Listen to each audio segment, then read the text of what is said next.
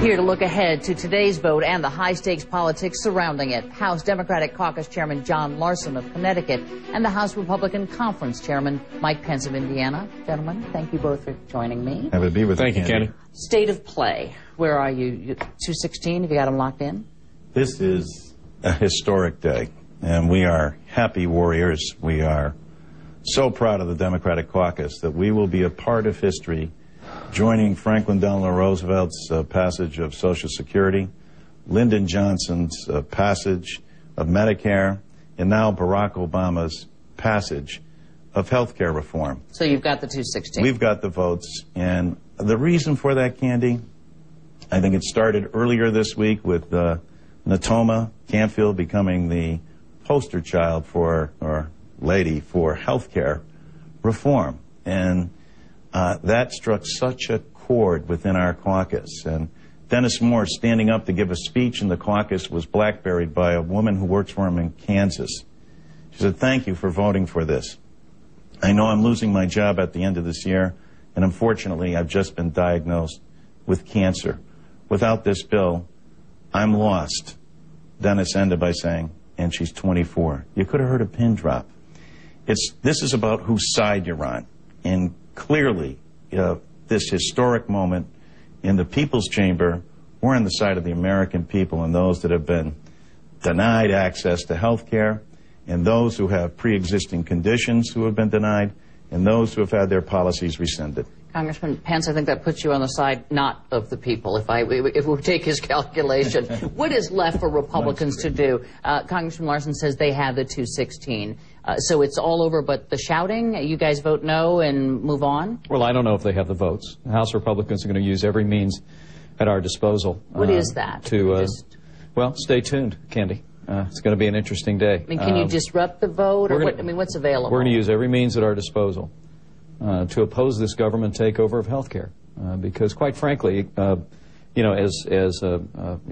thousands gathered at rallies all across this country and here in the nation's capital yesterday. The American people are sick and tired of runaway federal spending by both parties, of borrowing and bailouts and takeovers. And I believe this is going to be a historic weekend. It is. But I think it's going to be different in the way that John thinks it's going to be. I think this is going to be a historic weekend because I think this weekend is going to be the beginning of the end of business as usual in Washington, D.C. I think the American people see an administration and see a Congress that are in a headlong rush to confront the very real challenges that we have in health care with more government instead of more freedom. They know the Republicans have been offering solutions from the beginning. Let people purchase health insurance across state lines, pass malpractice reform, cover pre-existing conditions. All of that can be done without a massive $trillion expansion of the federal government and burdening future generations with more deficits and more debt. But the reality of this day is that you don't have the votes to stop it. You may have the means to delay it. Right. The Republicans, it shouldn't be a news flash to anybody. Republicans don't have the votes to stop anything in the House of Representatives. We're in a decisive minority. Talking politically. But what's remarkable about this one-year debate has proven my point that a minority in Congress plus the American people equals a majority. The reason that they weren't able to do this last year, remember all the deadlines? We had deadlines in the summer, we had deadlines in the fall, we had deadlines at the end of the year. The American people don't want this government takeover of health care. And I do believe, I don't know if they have the votes today, but I guarantee you the American people know they have the votes in November. The American people who are already on Medicare, all of our veterans who already receive TRICARE, understand the importance and the value of having insurance coverage. For 47 million Americans who have none, 31 million will now be able to have access to insurance, lowering costs for small businesses, lowering the national debt. First $138 billion and then $1.2 trillion. We can't afford not to do this. And then taking care of those people. I want to talk about the debt. Hang on one second, because I've got to take a quick break. We'll come back, because I do want to talk about the cost, because there are some figures out there floating. I'll do that. We will be back with Congressman Larson and Pence right after this. We are back with Democratic Congressman John Larson of Connecticut and Republican Congressman Mike Pence of Indiana. We were talking about the cost of this. The CBO has said over 10 years, this health care bill will reduce the deficit by $143 billion.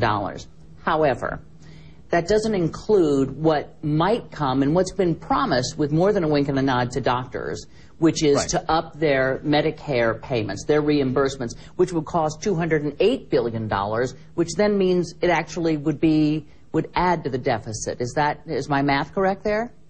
Well, if that were to be true. But here's the thing. There's no question about the fact that we need to take care of the docs. We need to emphasize primary care. But also what never gets discussed, Candy, is something that Reuters came out with earlier this year.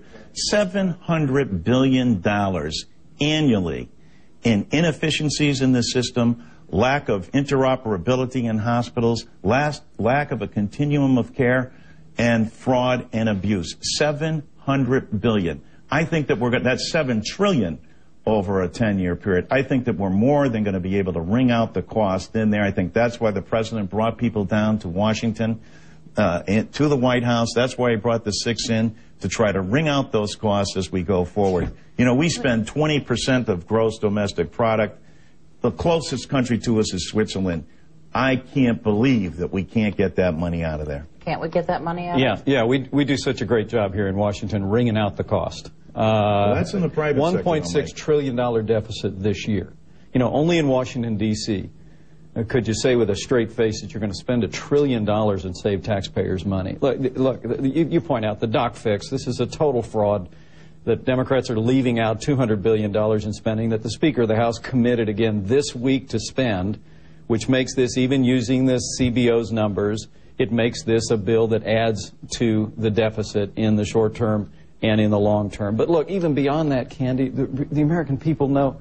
But you expand the federal government's role in health care without giving the American people more health care choices by purchasing across state lines, without passing any medical malpractice reform at all.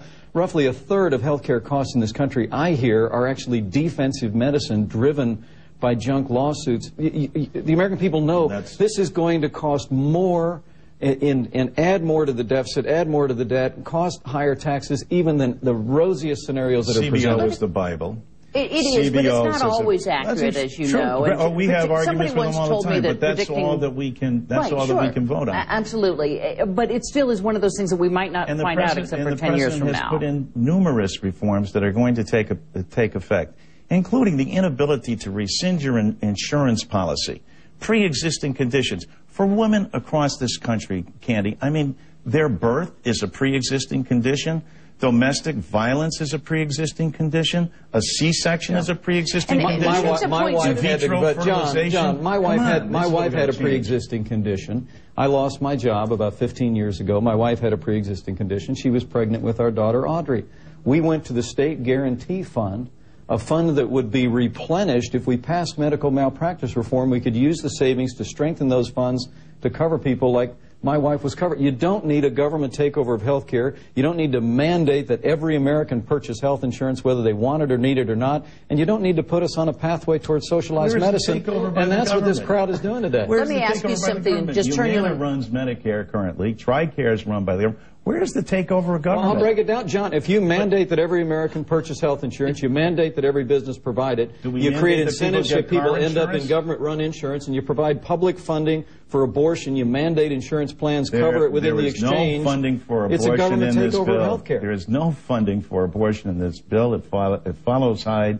That's the case. John, you know that's not true. The Catholic Church, the Catholic bishops, the right to life says 60,000 nuns public can't be funding wrong. for abortion. Thank God for the Sisters of Notre Dame. That's what let me call it time here because we are out of time. But for more of this, our audience can tune into the House debate starting this afternoon. I suspect that even pass or not pass, this debate continues. That's right. There are strong disagreements, but Mike Pence is an honorable man, and I look forward to this debate. And as are our colleagues. I hope that we do ratchet down the conversation, though, because when two of our colleagues are spat on and hurled racial slurs, it's time to ratchet down things. Well, I'll tell you, I was in Selma with John Lewis.